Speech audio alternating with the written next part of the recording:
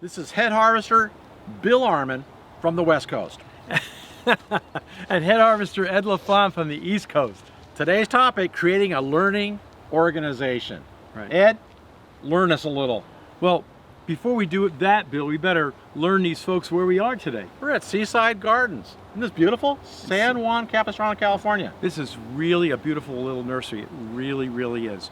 But you know, we want to get on topic, and our topic, like Bill was just mentioning, that my one-to-one clients, they're always asking me, how do we differentiate ourselves? You know, it's not just a matter of different colored trucks, right?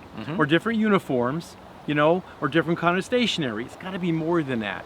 And I would suggest what we did when I had my company is to create a learning organization. Now, here's the thing. What exactly does that mean? Why don't you tell the folks what that means? It's a company that values a continual learning process. We're always looking to get better. We're looking at our systems. We're never satisfied. We're looking at the trends in our industry. We're looking at our potential customers, our existing customers, how are their needs being changed. And today's market, how are we going to keep our employees on board? Really a big one. You have to learn really quick and adjust to outcompete your competition. How will that help? Competition. How's it going to help, Bill? Happy employees that are on board, that are learning, and they feel like they're being developed and they're nurtured to move up in the organization, are going to stay on longer. Yeah. So that gives you a competitive edge if your people stay on longer. The longer people stay on, the more productive they are. Yep, basically. Right? Absolutely. Really good point. You know, I did that with my company. We tried to really have that learning organization, that spirit, and it created a lot of excitement. And the people had the opportunity to move up in the company, and we paid for it. We paid for that education. I think you should.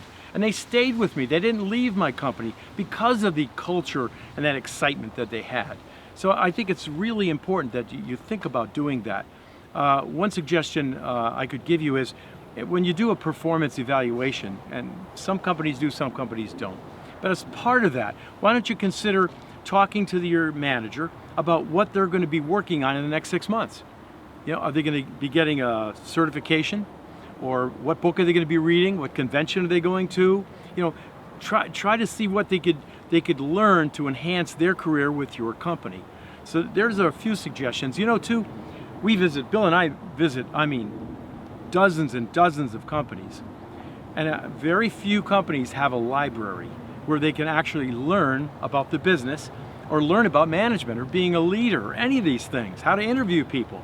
So I would think you should create a library for your company and loan out the information you've got in there. It could be motivational books. They could be safety. NALP has a lot of safety videos that they put out that you can buy and bring them into your library. You could bring DVDs. You know, it's just endless the amount of information you could just put in that library. So think about doing that. I think it'll make a big difference. And then create programs for your people so that, you know, they're excited. They're going to conventions. They're going to seminars. Maybe they're teaching each other when they get back from the seminar. Remember you mentioned that to me one time, that was their responsibility, right? You bet. Yep. After they attend the seminar, they should come back and give a report back what they learned from that, what are the key takeaways that the company can learn from that. So become a learning organization. You have to create the environment at the top and encourage people to continuously learn.